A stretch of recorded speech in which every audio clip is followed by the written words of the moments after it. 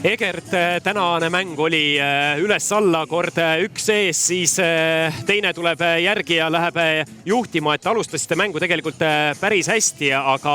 poolega lõpp vajus ära, mis seal juhtus? Ma arvan, et läksime natuke lohakaks, et lasime endale seal, ütleme sükseid, ei olnud võib-olla väga hästi keskendunud, mingid ründelaua palle ja selliseid lohakas vigu tuli sisse, et rääkisime time-out'i ajal, et seal +6, +8, et need on väga olulised minutid, et nüüd ei tahaks neid enne poolaega nagu tagasi lasta, aga kahjuks seal, kui ma ei eksi, 13-0 vist oli mingi hetk, et lagunemine toimus jah, mingisugune meie poolt, aga oli üles-alla mäng ja on kogu hooaja Raplaga on siuke võrdsete andmine, et kord ühele poole, kord teisele poole, samamoodi täna samamoodi, et aga lõpus mõned rasked visked sisse, ega see seeria on selline olnud, et ja ma arvan, et see järgmine mäng, ma ei taha öelda järgmised 2 mängu, mul on neid mänge on 1, aga eks see tuleb samasugune, ma arvan, et siuke võrdsete võitlus. Tõepoolest, et lõpus panid just ise ära need rasked otsustavad visked. Märkasin, et siin kas oli 4-5 minutit lõpuni, et küsisid just ise korraks veel vahetust seal Umbraškolt, et oli väike väsimus sees, aga said 30 sekundiga uueks värskeks meheks. Ja, et kindlasti väike väsimus juba on sees, et hooaeg on pikk anda, et playoffis ma näen, et seal, kui sa ikkagi tunned, et sa oled väsinud, siis tuleb korraks küsida see minut 2 ja lasta keegi teine värskem mees väljakule, et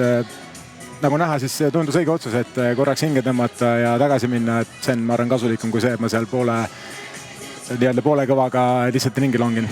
Aga mis mõtted peast läbi käisid, et Sven Kaldre tabas järjest 2-3-st, saatis sellise möörge teele, et tema ongi selle saali valitseja, siis just võttiski Umbraško time-out'i, et mida te seal rääkisite ja tulite välja, panite 2-3-st ja tuli samasugune rõõmuhõise. Täpselt, et ma möörgasin samamoodi vastu seal, aga eks me tegime omad järeldused eelmisest mängust siin, et ei tasu liiga palju nagu sealt üle aidata korvi alla, et kui nad on võimelised niimoodi meid lõhkuma, et nad terve mängu sinna korvi alla topivad, siis au neile, et võib-olla, et mitte seal liiga üle aidata viskajate pealt, et eelmine mäng lasime mõlemal Kaldrel korraliku kontserti püsti panna, et täna nagu natuke seda elimineerida, et rohkem sundida neid 1-1 mängima. Mis juhtus Heisiga või miks Umbraško teda nüüd siin teisel poolel enam ei kasutanud, tuli küll veel teise poole algkoosseisus väljakule, aga siis jäi pingile? See on ka üks treenerile küsimus, et ma ei oska öelda, ma keskendusin mängimisele ja ei pannud tähele küll, et tal midagi juhtunud oleks. Ma arvan, et see oli treeneri valik lihtsalt seal. Renato tuli väga hästi väljakule ja andis sükast head energiat ja oma kogemusega seal rahustas mehi, et ma arvan, et seda oli meil vaja täna. No tegelikult Heis tegi seal ühe ebasportliku vea ja tundus, et üldse oli selline väga võitluslik mäng ja vahepeal läks ka võib-olla liiga närviliseks, et kuidas sa ise tunnetasid seda seal väljakul? Ja, no oli siuke play-off lahing, et väga füüsiline mõlemalt poolt, et ma kahjuks seda olukorda ise ei näinud, et ma olin seljaga seal palli poole järgmine moment, ma nägin, et Kaldri oli mokkverine, aga oli füüsiline ja võitluslik mäng ja ma arvan, et ka järgmine mäng tuleb samasugune. Viimane küsimus olekski võib-olla järgmise mängu kohta.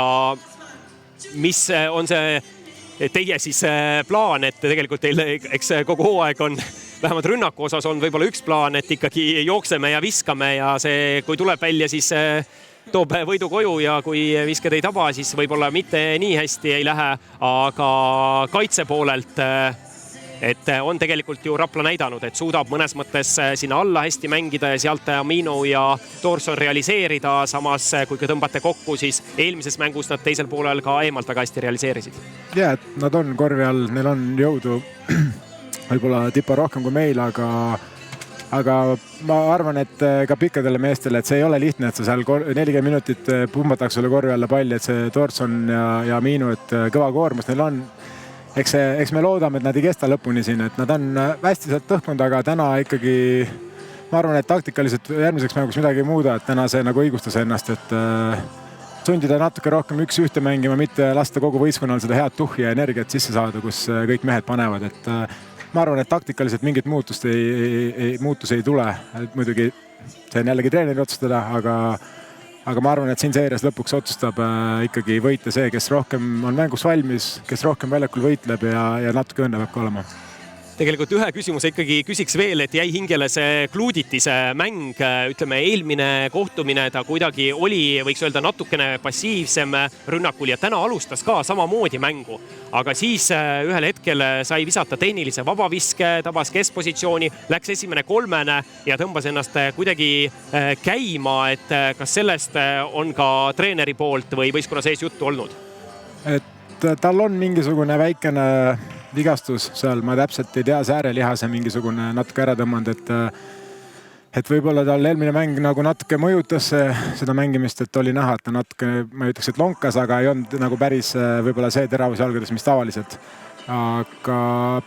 ta on selline mees, kes igal hetkel võib nagu seal 1-2 hullu sisse panna ja see on see nüüd, mida me Rapla meestele ei ürita seda nii-öelda keset mängu seda hoogu sisse saada, et üritame mehed algusest peale välja lülitada seal viskajad ja mitte nii-öelda lasta seda head feelingut saada sisse, aga nagu Kluuditis täna meil sai ja lõpus seal vajaliku teravuse, et on selles suhtes kvaliteetmees, et ta ei löö nagu verest välja, kui alguses võib-olla ei õnnestu, et ikkagi teeb seal teistel olukordades ja hoiab nagu teravust, mida meil tegelikult on vaja. Me oleme siuke kolmestele palju toetuv tiim ja mingid mehed ikkagi peavad seal ka korvile teravust tegema, et ta on selles suhtes meil kindlasti igatepidi toob ta punkte või mitte, et ta on meil väga vajalik mees. Aga aitäh ja edu ülejäämiseks! Aitäh!